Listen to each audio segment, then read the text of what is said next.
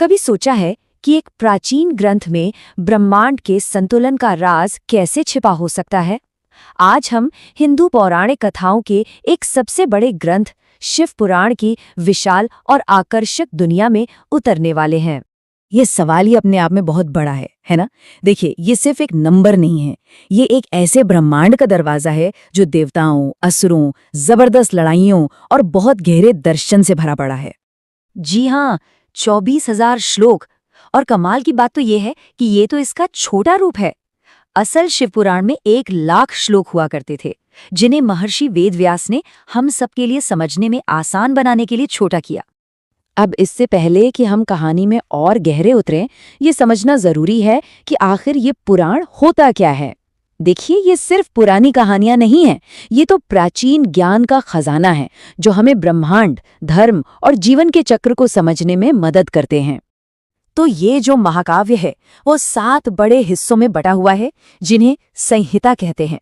हर एक हिस्सा अपने आप में एक बहुत बड़ी किताब जैसा है, जिससे इस महापुराण की गहराई और विस्तार का अंदाजा लगता है। तो चलिए अब उस टकराव को समझते हैं जो इन सारी कहानियों की, कह सकते हैं, जान है। ये एक ऐसी जंग है जो कभी खत्म नहीं होती और पूरे ब्रह्मांड पर असर डालती है। ये संघर्ष है देवों और असुरों के बीच। एक तरफ हैं देव जो ब्रह्मांड की व्यवस्था और धर्म को बनाए रखना चाहते हैं, और दूसरी तरफ हैं असुर जो अक्सर अपनी ताकत का इस्तेमाल सब कुछ तहस नहस करने में करते हैं। ये सिर्फ अच्छाई और बुराई की कहानी नहीं है, बल्कि संतुलन के लिए एक लगातार चलने वाली खींचतान है। अब मजेदार बात यह है कि ये जो टकराव है ना, इसका एक खास पैटर्न है। एक असुर सालों तक कठोर तपस्या करता है, किसी देवता से लगभग अजेय होने का वरदान ले लेता है और फिर उस शक्ति का इस्तेमाल पूरे ब्रह्मांड में उथल-पुथल मचाने के लिए करता है। और जब कुछ काम नहीं आता, तब देवता आखिरी उम्मीद का दरवाजा खटखटाते हैं। और यहीं जब सारी उम्मीदें खत्म हो जाती हैं, तब एंट्री होती है इस महापुराण के मुख्य किरदार की, शिव।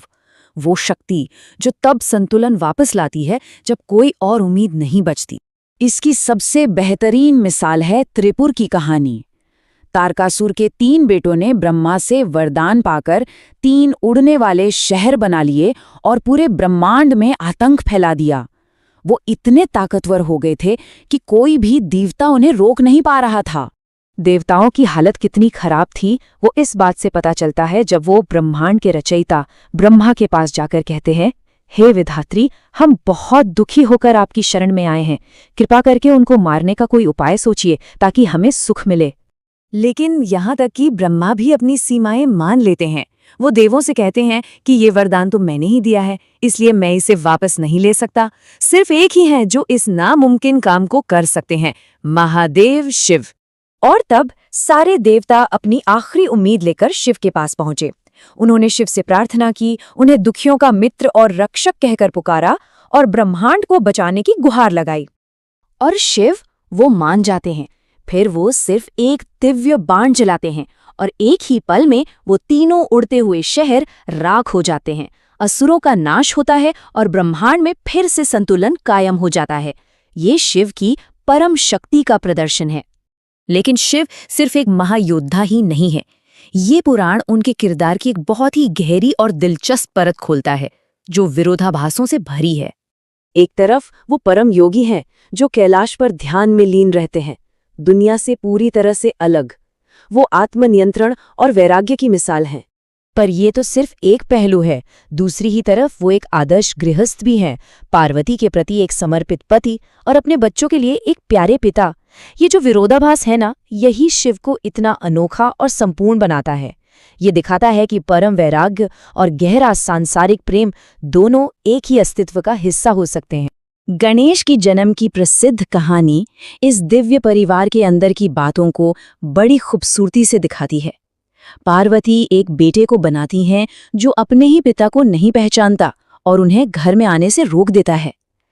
ये एक ऐसी कहानी है जो शिव के गृहस्थ रूप पर रोशनी डालती। लेकिन सबसे जरूरी बात, ये कहानियां सिर्फ पुरानी कथाएं बनकर किताबों में नहीं रह गई हैं। ये एक जीती जागती विरासत है जो आज भी हमारे साथ है।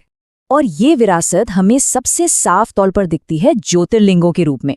अब ये ज्योतिर्लिंग क्या है? इसका सीधा सा मतलब है प्रकाश का स्तंभ। ये वो 12 जगहें हैं जहां माना जाता है कि शिव खुद प्रकाश के एक अनंत स्तंभ के रूप में प्रकट हुए थे, जो उनकी कभी ना खत्म होने वाली शक्ति का प्रतीक है। ये 12 ज्योतिर्लिंग भारत के कोने कोने में बसे हैं, एक तरह से एक आध्यात्मिक नक्शा बनाते हुए। शिव पुराण इन पवित्र जगहों के बारे में बताकर महाकाव्य की कहानी को असल जिंदगी के तीर्थ यात्रा के अनुभवों से जोड़ता है, जहां आज भी लाखों लोग जाते हैं। और ये जगहें इतनी पवित्र क्यों मानी जाती हैं?